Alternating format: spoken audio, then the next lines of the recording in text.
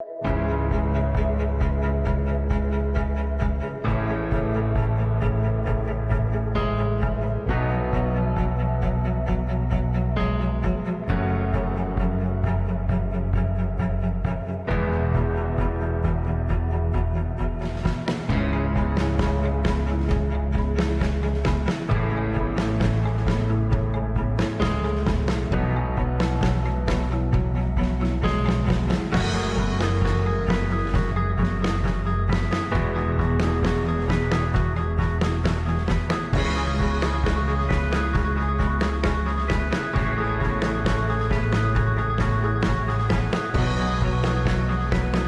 श्रीमंत नाही, पण तिचं मन खूप श्रीमंत आहे. आजच्या जगात जिथे लोक स्वतःसाठीच कमावतात, तिथे नाशिकमधील एक साधी घरकाम करणारी ताई सुलोचना सोनवणे आपण कमावलेले सगळे पैसे रोज भटक्या कुत्र्यांच्या पोटासाठी खर्च करते. ही आहे माणुसकीची खरी ओळख. भटक्या श्वानांच्या अन्नपूर्णा अशी गेल्या अनेक वर्षापासून ओळख असलेल्या सुलोचनाताई यांची द पॉझिटिव्ह न्यूज वर्ल्ड.com प्रतिनिधी सुनीता शेलार यांनी घेतलेली ही खास मुलाखत नक्की पहा. नमस्कार, पॉझिटिव्ह न्यूज वर्ल्डमध्ये आपले मनपूर्वक स्वागत. मी सुनीता शेलार. मित्रांनो, आजच्या व्यस्त युगामध्ये माणसाचे जीवन एवढं व्यस्त झालेले आहे की कोणालाही कोणाच्या दुःखाकडे पाहायला वेळ नाही. तरी आजच्या जीवनामध्ये आज अशा व्यक्तीला आपण भेटणार आहोत की जे घरकाम करून स्वतःचा संसार चालवतात, तरी देखील रोज 70 ते 80 मुक्या प्राण्यांचे पोट भरण्याची जबाबदारी त्यांनी घेतली आहे. आपल्यासोबत आज आहे सुलोचना सोनवणे ताई. चला तर मग ताई, नमस्कार. पॉझिटिव्ह न्यूज वर्ल्डमध्ये आपले स्वागत आहे. पहिला प्रश्न मला विचारायचा आहे की तुमच्या स्वतःबद्दल तुम्ही सांगू शकाल का आमच्या प्रेक्षकांना काही? आणि तुमचा दिवस कसा असतो, काय असतो? मी सकाळी उठून पाणी केले का लगेच कामाला जाते 8 वाजता. बरोबर, 8 वाजता कामाला गेले का मी 8 घरचे कामं करतो. 8 घरचे कामं करून इकडं म्हणजे अर्ध्या तासामध्ये पटापट आवरून इकडचं तिकडचं असं करून घेते. 1-1:30 वाजेपर्यंत माझे तेच 8 कामं पूर्ण होऊन जातात फायनल. मग 8 कामं करून आल्याच्या नंतर मी घरी येते, तोंड हातपाय परत धुते. काही खायचे तर मला अपेक्षा नाही आहे. काही चहा वगैरे करून पिते. चहा पिले का लगेच मग ते आपल्या कुत्र्या मांजरायचं मग खायला साऱ्या पिशव्या भरून तयार करते. का लगेच पिशव्या भरल्या का ते भरता तर 2 वाजून जातात. 2 वाजले का लगेच मग निघायची तयारी. ताई, इतक्या कुत्र्यांना तुम्ही अन्न देता, ही सुरुवात कुठून झाली आणि तुम्हाला प्रेरणा कुठून मिळाली या गोष्टीची? म्हणजे कुठून तुम्ही हे केलं असं की आपण दिलं पाहिजे, यांना अन्न दिलं पाहिजे, खायला दिलं पाहिजे, हे कसं तुम्हाला? म्हणजे काही कुत्रे रस्त्यावर असे ऑक्सिजन मध्ये, काही असे अपंग ते असे झालेले होते. रस्त्यावरून जर आणलं ना ते कुत्र्याला तर मग ते मला एकदम कसं तरी व्हायचं का हे कुत्र्याला कोणी मारला असेल, कसं मारलं असेल, काय झालं असेल. तर मी अशी त्याला धरून रडायचे. ते बारीक पिल्ले असतात ना, त्याला धरून रडायचे का देवा आता त्याला काय करू, कसं लावू. मग मी काय करायचे, मेडिकलमध्ये जायचे. ते मेडिकलमधून त्याला म्हणलं किंवा हळद असं भंडारा किंवा त्याला तूप असं काहीतरी त्याला लावायचे आणि ते कुत्रे एकदम सरळ करायचे. त्याला गोळी वगैरे काही चालवलं की त्याला नीट करायचे. तर ते खुश झालं का तर मग मला चांगलं वाटायचं. मग मी त्याला दूध, पोळी, प्यारी बिडी, चपात्या किंवा मसाले भात असं त्याला देता म्हणजे मला हे सगळं म्हणजे सगळ्या कुत्र्यावर म्हणजे मी आता असं माया येऊन गेली. हां, आणि मला खूप चांगलं वाटलं. म्हणजे त्याला मला नाही दिलं खायला तर मला असंच वाटत आहे की मी स्वतःला उपाशी राहील, पण ते उपाशी नाही ठेवणार. मी त्याला चालणार. संध्याकाळ जरी झाली तरी मी त्याला टाकणार आणि त्याला 100% म्हणजे त्याला मी अशी असं याचं नाही करणार का ते तरपडायला लागला किंवा उपाशी आहे. ते पोटभर खाईन आणि पोटभर खाऊन शांत मनानं झोपण, तेव्हा मला बरं वाटतं. नाही तर मला पहिले एका कुत्र्यापासून सुरुवात केली, हळूहळू मग सगळ्यात अशा किती जागा आहेत, म्हणजे असे किती कुत्रे आहेत की तुम्ही? नेहरूनगर, चंपानगरी, डायमंड, गोदावरी, आणि जड रोड टाकी आणि परत अजून तिकडे कोणता एरिया आहे नेहरू नगर तर घेतलं ना नेहरू नगर. म्हणजे जवळजवळ किती तर area असेल? समजा 1 2 3 4 5 6 आणि 7 आणि 8 एरियामध्ये मी कुत्र्याला चालते. आणि मी स्वतः उपाशी राहून त्यांच्या पोटाची एकदम व्यवस्था करते. कारण का मी त्यांना ते जेवले तरच मला असं वाटतंय का मी जेवले. आणि त्यांना जर नाही जेवले त्यांना टायमवर समजा मी त्या ठिकाणी नाही पोहोचले तर मला असं वाटतंय का ते कुठं गेलं असन, काय करत असन, काय खाल्लं असन, मग ते इथून कसं काय गायब झालं, कसं काय कुठे गेलं, त्याला पूर्ण शोधून त्या ठिकाणावर आणणार आणि त्याला तिथं चालणार. तेव्हा माझ्या समाधानी होतील. तेव्हा एखादं कुत्रं त्या याच्यामध्ये पडलं, हवद असते ना, त्या घाणीच्या टाक्या असतात नेहरू नगरमध्ये, त्या टाक्यामध्ये जर पडलं ना तर मग ते मला आवाज येतं. मी जर आढळले ना का चिंटू किंवा काहीतरी असं त्या शिट्टी मारली की मग ते मला आवाज येत आहे करून असा आवाज येत आहे मला. मग आवाज द्यायच्या नंतर मी समजून जाते का ते तिथं पडले आणि ते कुत्रं तिथंच असेल. मग तिथं मी पाहत नाही का तिथं गवत आहे, काही चुकाट आहे का मोठे मोठे बाप लोक आहेत, मी त्याला काहीच पाहत नाही. मी धडपडत तिथं जाते आणि तिथं पाहते अरे बापरे कुत्रं पडले. लगेच मी त्याला ते कुत्रं आहे ना साडी किंवा दोरी काही जे भेटलं ते धुंडत राहील आणि घेऊन येईन आणि त्याला बांधून त्याला वरती काढल्याच्या नंतर मग त्याला मी वरती घेऊन त्याला पहिले पाणी पाजन आणि नंतर मग त्याला खायला देईन. मग भात पोळी चपाती दूध पाणी जे काही मटणाचे काही तुकडे ताकडे काही असले ना तर त्यांना खायला देईन आणि ते त्याचा आत्मा शांत कर. त्याचा आत्मा शांत झाला का मला असं वाटतं की देवा परमेश्वर बापा माझा पण आत्मा शांत झाला. तर मग घरचं आता तिसरा प्रश्न, घरचं घर खर्च सांभाळून तुम्ही त्या कुत्र्यांना खाऊ घालणं वगैरे हे कसं करता? ते सगळे कामाचे पैसे सगळे जे काही येतात ना ते सगळे मी कुत्र्यामध्येच बघावं करते.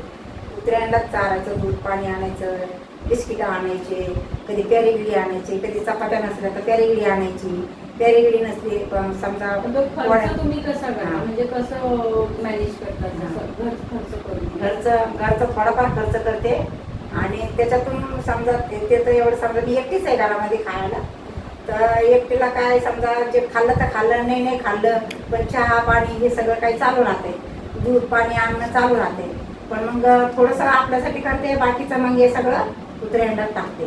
कुत्र्यांनाच माझे सगळ्या कामाचे पैसे, लाडक्या बहिणीचे पैसे हे सगळे त्यांच्यासाठी रोजचे 7 किंवा 8 किलो ज्याचे मी चिकन हे घेऊन येते त्यांच्यासाठी जवळजवळ मला 600 रुपये म्हणजे 1 दिवसाला खर्च येते त्यांचा. 600 रुपये रोजचे म्हणजे 1 दिवसाला. मग परत संध्याकाळचा पण वेगळा 600 रुपये वेगळा म्हणजे असे मला रोजचे 1200 रुपये लागतात. हां तर हे जे 7-8 घरचे कामं करते ना हे पैसे कुठं जातात हे तर माहीतच नाही. पण हे जे कोणी मला मदत केलेले पैसे सुद्धा मी त्याच्यातच घालून टाकते. तरी तुम्हाला लोक पैसे मागतात आणि लोक म्हणतात का तू फार कष्ट करते घरी कुत्र्या मांजराला इतकं चालती. मग आणि आमच्यातर्फे हे 100-50 रुपये तुला घे आणि कुत्र्याला दे, तू कुत्र्याला चाल, हां तू खाय नाही तर नको खाऊ पण कुत्र्याला चाल असे बोलतात. ताई एखादा असा भावूक प्रसंग आहे का की ज्याने तुम्हाला खूप असं मन हळहळून आलं? ते लोक कसे वागतात कुत्र्यांसोबत किंवा कुत्र्यांना कसे ट्रीट करतात? काही लोक आहे ना इतके कपटी लोक आहेत आणि काही लोक थोडेसे म्हणजे एकदम 4 हिस्सा चांगली आहे आणि 12 हिस्सा एकदम खराब लोक आहेत. सगळे पापिष्ट कपटी आणि खुंसी. हा एक कुत्रा सुद्धा असं जाऊ देत नाही की त्या कुत्र्याला सुद्धा असे चाकून फाडलं कुठं मानाला मारलं तर असं पूर्ण ती मान अशी चिरली फाटली. जसं काय ते नाही का असं कोयता कसा राहता कोयताचा मार तसा एवढं पूर्ण चिरलं. तर त्याचा मानाजवळचं एवढं ते मी फोटो काढणार होते पण ते फोटो माझ्याकडे छोटासा फोन आहे त्याच्यामुळे मी फोटो नाही काढू शकत. तर एवढं त्याची जखम झाली होती मानाजवळ तर ते वाचण्याची शक्यता नव्हती त्याच्यावेळी. परंतु मी त्याला हे 390 रुपयाचा एक फवारा आणला आणि त्याच्यानंतर आहे ना एक त्याला ते कशाच्या गोळ्या असतात त्या कॅप्सूल सारख्या गोळ्या आणल्या जखम भरायच्या ती जखम एक व्हायसाठी. आणि त्याच्यानंतर दुसरे छोट्या गोळ्या आणल्या. जवळजवळ मी 1300, 1400, 1500 रुपये मी त्याला अशाच घातले. हां एक दिवस त्याला तेवढे पैसे घातले, पण ते 1 महिन्यामध्ये जे कुत्रं नीट नाही होणार ते 1 महिन्यामध्ये त्याला 15 दिवसातच नीट केलं मी त्याला. ते त्याला फवारा मारायचे, त्याला गोळी चारायचे, त्या मटणामध्ये त्याला ती गोळी द्यायचे, फवारा मारायचे. मग ते फवारा मारल्याच्या नंतर भांडारा नाही का, ते भांडारा मारायचे. त्याच्यानंतर मग त्याच्यावर ते काहीतरी ते ड्राप असतंय, ते ड्राप असा सोडायचा त्याच्यावर आणि परत भांडारा मारायचा. म्हणजे ते भांडाऱ्यानं त्या जखमीला पूर्ण भरल्या गेली. तर एवढी फाटेल त्याची जखम अजून बी तुम्ही बघू शकता. आणि तुम्हाला ते फोटो जर काढून यायचा असेल तर ते पण तुम्ही जाऊ शकता. कारण का त्याच्याकडे एवढी त्याच्या कानापासून तर इथपर्यंत त्याचा एवढा फाटलेला भाग आहे. त्याचंच काय टाके पडले त्याच्यावर पूर्ण असे. तर तेवढी जखम मी नीट केली. एक म्हणजे ते जगणारच नव्हता, पण त्याला मी 15 दिवसात जगवलं. आणि ते एकदम खायलाच लागलं. आणि नंतर लांब पळत होतं तर माझ्या जवळ बसायला लागलं. मी असं त्याला फवारा मारू गोळ्या चालू आणि मेडिकल त्याला मरणाचं त्याला रोज 15 दिवस गोळ्या चालल्या. त्याच्या कमरामध्ये गाडीनं उडवलं होतं. तर त्या गाडीचा मार आहे ना त्याच्या कमरात बसलेला होता. त्याचे दोन्ही पाय असे पांगळे झाले होते पूर्ण. तर त्याला रोज अशी मालिश करायचे. कुत्र्याला चारला नेहरूनगरमध्ये जात होते ना, तर रोज त्याच्यावर मालिश करून गरम पाण्याचं ती एक पिशवी भरून नेली होती. रोज अशी मालिश करायची त्याला. आणि रोज भांडारा गरम करून शिजवून त्याला असं आजूबाजूला पूर्ण लावायचे. ते लावल्याच्या नंतर मग त्याला गोळी चारायचे. आणि वरून मग ते जिथं मार आहे ना त्याला फवारा मारायचे. तेव्हा ते कुत्रं पण आता जमिनीवर झोपलेलं कुत्रं एकदम माझ्या मागं पळत येत आहे. आणि त्याच्यामध्ये पण आहे. मित्रांनो, सुलोचना ताई यांची परिस्थिती हलाखीची असून देखील त्या मुक्या प्राण्यांना एवढा जीव लावू शकतात. खरंच यावरून असं समजतं की माणुसकी खरंच जिवंत आहे. आणि ह्या मदतीमध्ये जर तुम्हाला हातभार लावायचा असेल तर स्क्रीनवर दिलेल्या नंबरवर तुम्ही मदत करू शकता. धन्यवाद. यांना कधीपासून ओळखता? गेले 18 वर्षापासून. ओके. त्या 13 वर्षाच्या असतानापासूनच हे काम करताय. तुम्हाला ह्या कामाबद्दल त्यांच्याबद्दल काय बोलायचं वाटतं? ऍक्च्युली ते खरंच खूप छान काम करतात. पहिल्यांदा मला पण म्हणजे वाटायचं की नाही ही बाई काय करते, म्हणजे नेमकी मी कधी त्यांना असं म्हणतात ना समोरून त्यांना कधी जाणलं नाही. पण ज्या वेळेस आपण म्हणतो ना एखादी गोष्ट आपल्या लाईफमध्ये येते तर आपल्याला त्या एक्सपिरियन्स, जसं त्यांनी सांगितलं की त्यांच्या घरामध्ये एक डॉग होता तर त्यांना ते हे झालं, तसं सेम माझ्या पण तसंच झालं. आणि मी ते बघायची की रोज ती बाई एवढं ओझं घेऊन जातीये कुत्र्यांना. आणि काल मी सडनली त्यांना म्हणजे एवढं उन्हाचं, मग मी म्हटलं चला मी तुम्हाला सोडून येते. आणि मी बघितलं आणि अक्षरशः खरंच ते कुत्रे म्हणजे त्या जर गेल्या नाही ना तर ते कुत्रे जगतील की मरतील म्हणजे नाही सांगू शकत. म्हणजे मी बघितलं ना तसं मला अंगावर एकदम काटा येत होता की जर ही बाई खरंच गेली नाही ना, आणि ह्या स्वतः म्हणत असतात की मी जर गेले नाही ना त्या कुत्र्यांना द्यायला तर ते मरून जातील. खरंच तिथे अक्षरशः कोणीच त्यांना पाणी सुद्धा देत नाही. तर असेच म्हणजे तिच्यासारखे जर कोणी हेल्प करणारे असतात ना तर ते पाणी सुद्धा देतात. फक्त ही बाई खाऊ घालती. आणि मी काल तिला म्हणजे हेल्प केली की मी जाऊन तिला सोडून आले गाडीवरती.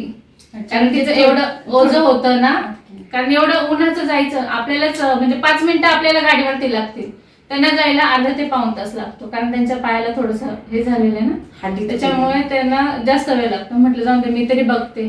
एकदम असे छोटे छोटे न्यू बॉर्न बेबी काही ते वाट बघत असतात की कधी येते असं होऊन जातं. मी फक्त एवढंच सांगू शकते की तुम्ही जर कोणाला काही देऊ शकत नाही ना तर ती जी बाई काम करते ना त्यांना त्रास तरी देऊ नका.